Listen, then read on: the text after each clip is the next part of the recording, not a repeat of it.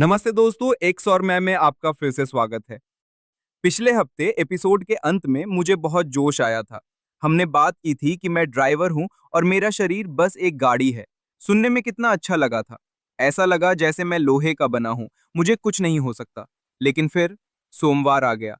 मैं हूं आर्यन और मेरे सामने बैठे हैं कृष्णा। कृष्णा, मुझे एक सच बात बतानी है। वो गाड़ी और ड्राइवर वाली बात, वो सिर्फ सुनने में अच्छी थी। असल जिंदगी में वो काम नहीं कर रही। काम नहीं कर रही या ड्राइवर फिर से स्टीयरिंग पर सो गया? शायद सो गया था। देखिए, दिमाग से तो मुझे समझ आ रहा है कि मैं आत्मा हूँ, लेकिन असल जिंदगी में मुझे वक्त से डर लगता है।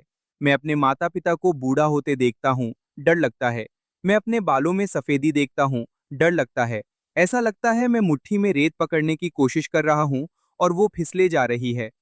मैं चाहता हूँ कि चीजें हमेशा वैसी ही रहें, सब कुछ ठहर जाए, पर सब कुछ बदल रहा है। तुम एक ऐसी दुनिया में ठहराव ढूंढ रहे हो जिसका नियम ही बदलना है। ये तो वही बात हुई कि तुम समंदर में कूद गए और शिकायत कर रहे हो कि पानी गीला क्यों है। पर इतना दर्द क्यों होता है जब कोई रिश्ता टूटता है या कोई चीज खो जाती है?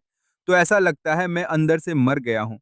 अगर मैं अमर आत्मा हूँ तो मेरा दिल क्यों टूटता है? तुम्हें दर्द इसलिए होता है क्योंकि तुमने शरीर को ही मैं समझ लिया है। तुम सोचते हो कि तुम फोन हो, इसलिए जब बैटरी खत्म होती है तुम्हें लगता है तुम खत्म हो गए। आज आर्यन, हमें तुम्हारी सोच को सुधारना होगा। आज हम उन दो चीजों की बात करेंगे जिनसे इंसान सबसे ज्यादा डरता है, मौत और बदलाव। मौत, द एंड। मेरी पीढ़ी का एक ही मंत्र है, जिंदगी एक ही बार मिलती है। इसलिए हम इतनी घबराहट में रहते हैं। हमें लगता है समय खत्म होने से पहले सब कुछ अभी के अभी हासिल करना है। ये दुनिया का सबसे बड़ा झूठ है। जिंदगी एक बार नहीं मिलती आर्यन, जिंदगी अनंत है। मौत सिर्फ एक बार होती है, हर शरीर के लिए। मुझे बताओ, जब तुम्हारी पसंदीदा शर्ट फट जाती है, पुरानी हो जाती है, तुम क्या करते हो? क्या तुम हफ्तों तक रोते हो? नहीं, मतलब अगर लकी शर्ट हो तो बुरा लगता है, पर मैं उसे फेंक कर नई ले आता हूँ। और जब नई शर्ट पहनते हो तो क्या तुम पुरानी शर्ट का शोक मनाते हो? नहीं, क्योंकि मुझे पता है मैं शर्ट नहीं हूँ, मैं उसे पहनने वाला हूँ। बिल्कुल सही। गीता में मैंने यही कहा है, वासांसी जीर्णानि यथा विहाय। जैसे इंसान पुराने कपड़े उतारकर नए कपड़े पहन लेता है, वैसे ही आत्मा पुराने शरीर को छोड़कर नई यात्रा शुरू करती है। मौत अंत नहीं है, मौत बस कपड़े बदलने जैसा है। ठीक है, उदाहरण अच्छा है, पर शर्ट की यादें नहीं होती। मेरी जिंदगी, मेरी पहचान, ये सब असली लगता है। आज के जमाने में सिर्फ शरीर नहीं, मेरी डिजिटल पहचान भी है। सोशल मीडिया, मेरा प्रोफाइल, अगर वो मिट जाए या लोग मेरी बुराई करें तो सच में मौत जैसा लगता है। इस इंटरनेट की दुनिया में आत्मा का क्या काम? ये बहुत गहरी बात है। तुमने शरीर के ऊपर एक और परत चढ़ा दी है, नकली परछाई। तुम डरे हुए हो क्योंकि तुमने अपनी इज्जत एक मशीन के भरोसे छोड़ दी है। अगर तुम्हारी प्रोफाइल मिट जाए तो क्या आर्यन मिट जाएगा? क्या तुम्हारी चेतना रुक जाएगी? नहीं, पर लोग मुझे भूल जाएंगे, मेरी अहमियत खत्म हो जाएगी। अहमियत एक वहम है। जिंदगी को एक वीडियो गेम की तरह सोचो। अगर तुम मानते हो कि तुम्हारे पास सिर्फ एक मौका है, तो तुम गेम कैसे खेलोगे?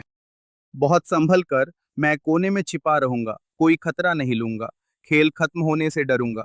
बिल्कुल। और इसीलिए तुम तनाव में हो। तुम बच बच कर खेल रहे हो। लेकिन अगर मैं कहूं कि तुम्हारे पास अनगिनत मौके हैं, कि जब ये खिलाड़ी मरता है तो तुम नए लेवल सीखने के लिए फिर से आ सकते हो, तब तुम कैसे खेलोगे? तब तो मैं खुलकर खेलूंगा, खतरा उठाऊंगा, पूरी दुनिया देखूंगा, डर नहीं लगेगा। यही सच है।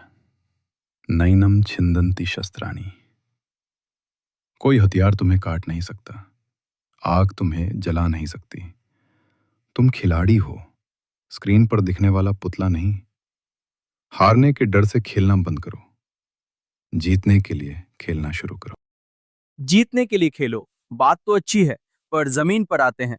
सोमवार की सुबह मेरा बॉस मुझ पर चिल्लाता है, या मैं किसी अपने को किसी और के साथ देखता हूँ।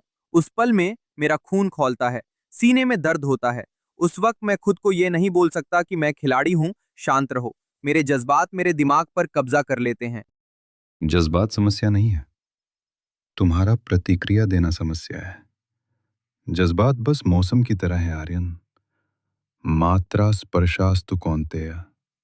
सर्दी और गर्मी, सुख और दुख, ये आते हैं और चले जाते हैं। जब सर्दी आती है तो क्या तुम जमीन पर बैठकर रोते हो?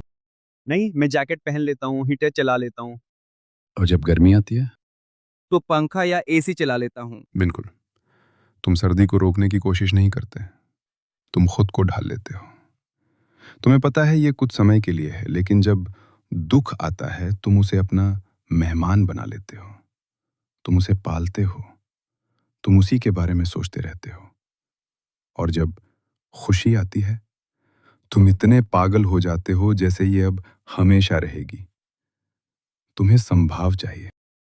संभाव यानी एक जैसा रहना। पर कृष्णा, सच बताना, क्या इसका मतलब मैं पत्थर बन जाऊं? अगर जीत पर खुशी न हो और हार पर दुख न हो, तो जिंदगी नीरस नहीं हो जाएगी। पत्थर नहीं, पर्दा बनो। सिनेमा हॉल गए हो? हाँ, बिल्कुल। अगर फिल्म में आग लग जाए तो क्या पर्दा जलता है? नहीं। अगर फिल्म में बाढ़ आ जाए तो क्या पर्दा गीला होता है? नहीं, पर्दा तो सफेद ही रहता है, वो बस चित्र दिखा रहा है। पर्दा बनो, जिंदगी में हिस्सा लो, रो, हंसो, प्यार करो, लेकिन अंदर कहीं गहरे में ये याद रखो कि तुम इस फिल्म को देखने वाले हो। ओह, अभी फिल्म में दुखद दृश्य चल रहा है। ओह, अब ये कॉमेडी बन गई है। फिल्म का हिस्सा मत बनो, पर्दा बने रहो। पर्दा बनो सुनने में दमदार है, पर मेरा एक तर्क है। अगर मैं पर्दा बन गया तो क्या मैं पत्थर दिल नहीं हो जाऊंगा? जैसे अगर मेरी माँ बीमार हो तो क्या मैं बस उसे फिल्म की तरह देखूं? ओह, माँ बीमार है, ठीक है। ये तो बहुत गलत लगता है। लोग कहते हैं कि अध्यात्म प्यार को मार देता है।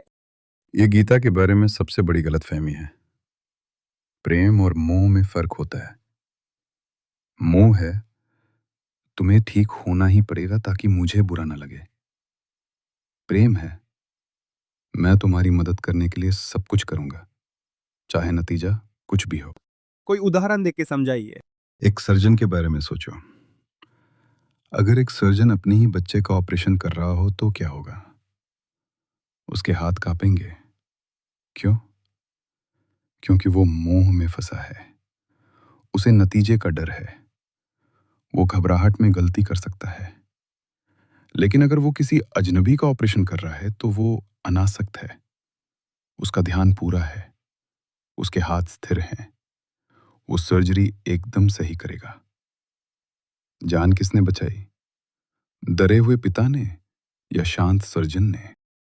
शांत सर्जन ने। बिल्कुल। अनासक्ति का मतलब ये नहीं कि तुम परवाह नहीं करते। इसका मतलब है कि तुम इतनी परवाह करते हो कि अपने हाथ कांपने नहीं देते। जब तुम नतीजे से बहुत ज्यादा चिपके होते हो तुम काम नहीं कर पाते। तुम अपने प्यार करने वालों की मदद नहीं कर पाते क्योंकि तुम अपनी ही घबराहट में डूब रहे होते हो। तो पर्दा बनना असल में तुम्हें एक बेहतर दोस्त, बेहतर बेटा, बेहतर साथी बनाता है, क्योंकि तुम मुश्किल वक्त में मजबूत रहते हो। वाह, सर्जन वाला उदाहरण सीधा दिल पे लगा। मुझे हमेशा लगता था कि चिंता करना ये दिखाता है कि मैं कितना प्यार करता हूं, पर असल में चिंता मुझे किसी काम का नहीं छोड़ती। ठीक है कृष्णा, बातें बहुत हो गईं। मुझे कुछ करने के लिए चाहिए, अभी इसी वक्त। हमारे सुनने वालों के लिए जो बेचैनी महसूस कर रहे हैं, कोई उपाय बताइए, कोई 30 सेकंड का तरीका। चलो अभी करते हैं।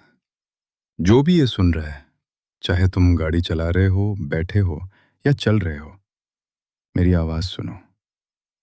कल्पना करो कि तुम्हारा मन आसमान है, विशाल, नीला, अनंत। अब सोचो तुम्हारी समस्या, तुम्हारा डर, तुम्हारा गुस्सा एक काला बादल है जो गुजर रहा है। क्या बादल आसमान को तोड़ सकता है? नहीं। क्या बादल आसमान पर दाग लगा सकता है? नहीं। आसमान बस बादल को जगह देता है और उसे जाने देता है।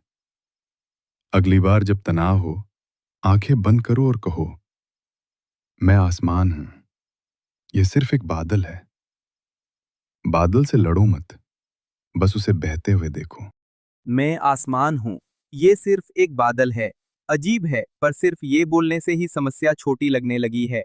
ठीक है, तो आज हमने अपनी पहचान को अपडेट किया। मैं शर्ट नहीं पहनने वाला हूँ। पर्दा बनो, फिल्म नहीं। सर्जन बनो, डरा हुआ पिता नहीं। लेकिन कृष्णा, मैं आसमान हूँ, मैं आत्मा हूँ, पर मुझे किराया तो भरना है। ये सारी बातें अच्छी हैं, पर कल मुझे दफ्तर जाना है। और सच कहूँ, मुझे अपने काम से नफरत हो रही है। मैं फंसा हुआ महसूस कर रहा हूँ। मैं काम कैसे करूं जब मुझे कोई फल ही नहीं दिख रहा। आह, अब हम असली कुरुक्षेत्र में आ रहे हैं। तुम फंसे हुए हो क्योंकि तुम हिसाब किताब बहुत ज्यादा कर रहे हो। तुम अपने काम के फल से चिपके हुए हो। अगर मैं ये करूंगा तो मुझे क्या मिलेगा? अगर मैं मेहनत करूं तो क्या तरक्की मिलेगी? ये हिसाब किताब तुम्हारे काम को मार रहा है। पर हर कोई हिसाब लगाता है, मैं मुफ्त में काम क्यों करूं? मुफ्त में काम करने के लिए किसने कहा? अगले एपिसोड में आर्यन हम बात करेंगे कर्मयोग की, काम करने की कला। ऐसे काम कैसे करें कि कभी थकान न हो, बिना घबराहट के बड़े सपने कैसे देखें। हम गीता की सबसे मशहूर बात को समझेंगे। मुझे लग रहा है मैं जानता हूँ वो कौन सी बात है। खैर, शुक्रिया कृष्णा आज की बातचीत के लिए। मैं हल्का महसूस कर रहा हूँ। अपना ध्यान रखना आर्यन, और याद रखना, तुम आसमान हो। दोस्तों, इस हफ्ते वो आसमान और बादल वाला प्रयोग करके देखना, मुझे बताना कैसा लगा। मैं हूं आर्यन, एक्स और मैं से विदा लेता हूं। मिलते हैं अगले हफ्ते कुरुक्षेत्र में।